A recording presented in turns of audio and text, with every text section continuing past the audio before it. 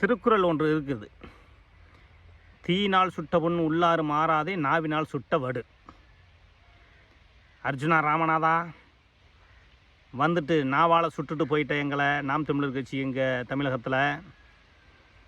எங்களை தொட்டாலும் ஒன்று தான், எங்கள் அண்ணன் சீமானை தொட்டாலும் ஒன்று தான். சுற்றிப்பேண்டா. எங்கே அங்கே போய் சொல்லியிருக்க, இலங்கையில் இங்கே சொல்லியிருக்கணும் மவனை. 2 டிக்கிலையும் வந்திருக்கும் வேட்டு. தப்பிச்சு ஓடி அங்கே போய் நீ கொக்கரிச்சிக்கிட்டு இருக்கேன்டா மகனே.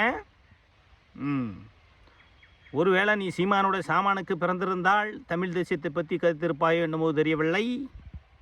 நீ போயிட்டு இங்கிட்டு திராவிடர்களோட ஒட்டிக்கிட்டு உன் வேலையை கட்டிப்பிட்டு போயிட்ட. மறுக்கா ஒரு தடவை இங்கே வந்து தமிழகத்துக்கு நீ வரலாம்னு மட்டும் நினச்சிடாத.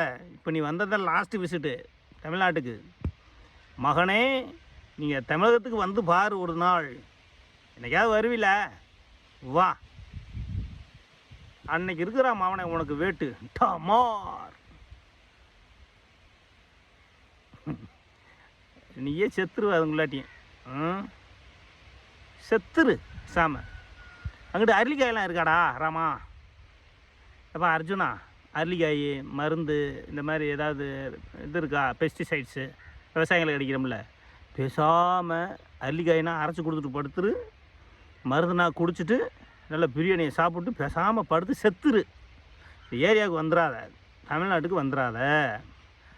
உயிருக்கு உத்தரவாதம் இல்லை. அதனால் நல்லெண்ணெய் அடிப்படையில் சொல்கிறேன், தமிழகத்துக்கு மீண்டும் ஒரு முறை வந்துடாத, வராத. அங்கே உங்கள் நம்மள் ராஜபக்சேவோட கைவோட போட்டுக்கிட்டு அப்பாவும் அம்மாவும் இப்போ தான் அப்படின்னு சொல்லிட்டு அங்கிட்டே தெரியும். இந்த ஈழ மக்கள் இன்னமும் ஏமாறுறதுக்கு அங்கே தயாராக இல்லை. பல பேர்த்திட்ட நானும் பேசிட்டேன்.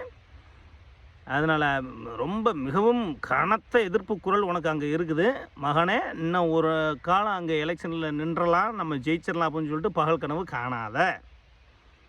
அதுக்கு முன்னால் ஏதாவது அரளிக்காயோ இல்லை ஏதாவது விவசாயத்துக்கு அடிக்கிற மருந்துகளோ குடிச்சிட்டு உன் பாட்டுக்கு படுத்துட்டு செத்துருன்றேன். சொன்னால் கேட்க மாட்டேன். நீ சீக்கிரம் செத்துருவேன். நான் சொன்ன மாதிரி செஞ்சிருவேன். சீக்கிரம் செத்துரு, செத்துரு.